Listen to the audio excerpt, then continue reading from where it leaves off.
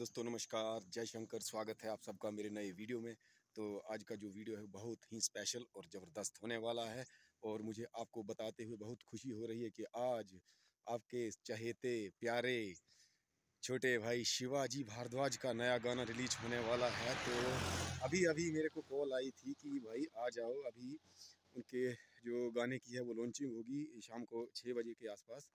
तो ये लॉन्चिंग जो होगी गाने की वो होगी होटल 360 हिल्स में। होटल 360 हिल्स जो कि बहुत ही एक भव्य होटल है। अभी अभी अभी शुरू हुआ ये होटल, तो आप भी जाएं। और ये बहुत ही बड़े बड़े जो इवेंट है वो ऑर्गेनाइज करता है और आपको यहाँ पे हर चीज़ की जो फैसिलिटी है वो बहुत अच्छे तरीके से मिलती है और जो इसके रेट हैं वो भी जेन्युइन है, कोई भी अफोर्ड कर सकता है। तो आप भी ज़रूर विजिट करें होटल 360 हिल्स, मैन बाजार भंजराड़ू।